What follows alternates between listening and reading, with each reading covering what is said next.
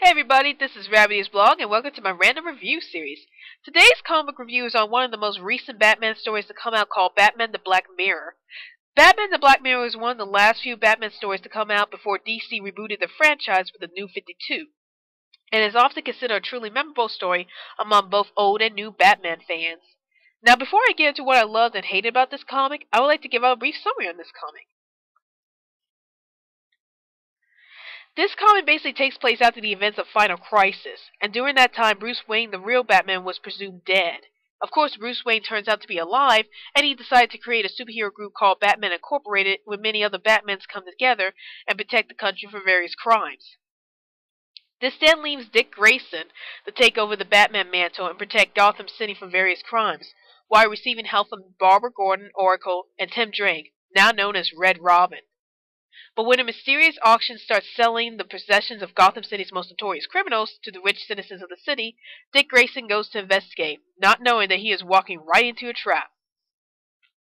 Meanwhile, Commissioner Jim Gordon receives an unexpected visit from his psychotic son, James Gordon Jr., and even though James Gordon Jr. claims that he is a changed man, all of Gotham City will soon see the frightening and creepy side that James Gordon Jr. had hidden from everyone over the years. When I first heard about this story, I will admit that I was a bit hesitant to read this comic because I haven't been keeping up with the current Batman comics for years.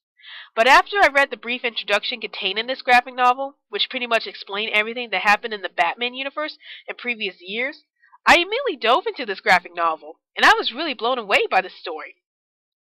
I had read Scott Snyder's work before with his American Vampire series, which I have been enjoying so much lately, and when I heard that Scott Snyder was writing a Batman story starring Dick Grayson, I just had to pick the story up, and I was amazed at how well Scott Snyder wrote the story.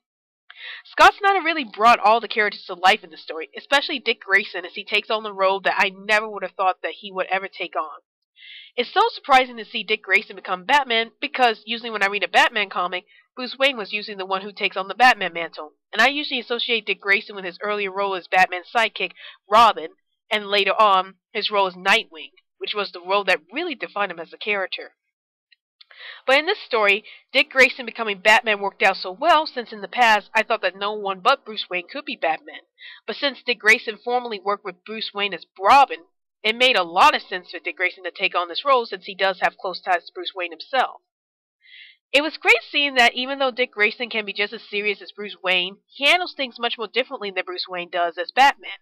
For one thing, Dick Grayson is shown to be more laid back with his duties as Batman, and he is also shown to be more understanding towards his allies, especially Commissioner Jim Gordon, who commented one time in the comic that at least Dick Grayson sticks around till Jim Gordon finishes talking, while Bruce Wayne in the past usually soars off before Jim Gordon finishes his sentences.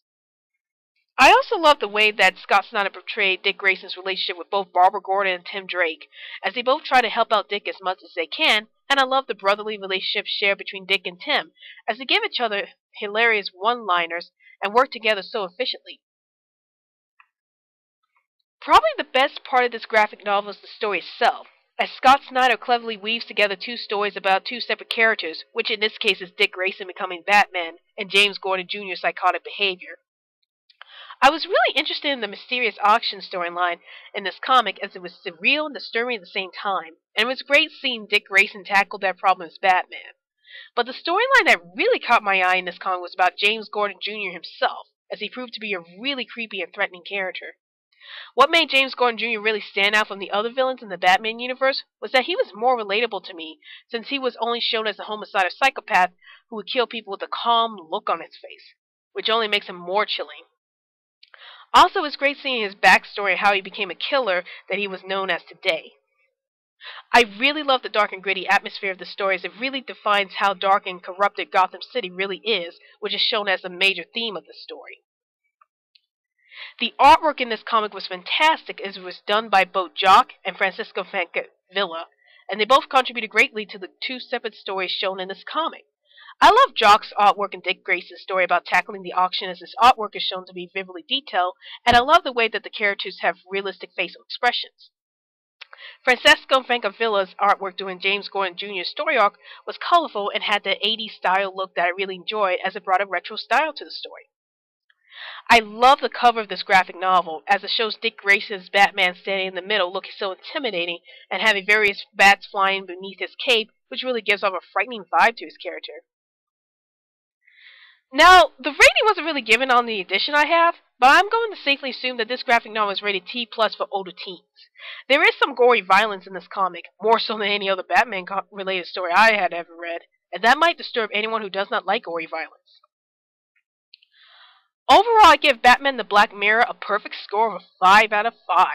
Not only was this story very well written for current times, but it really made the readers believe that Dick Grayson is a truly great Batman, and that anyone else can take over Bruce Wayne's place as Batman, as long as the story is good.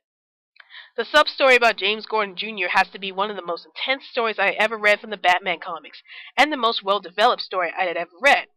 I would highly recommend this comic to anyone who is a huge fan of Dick Grayson as Batman. Well, that's my review on Batman the Black Mirror, and be sure to check out my other reviews in the future. This is Rabbitearsblog, and I'll see you later.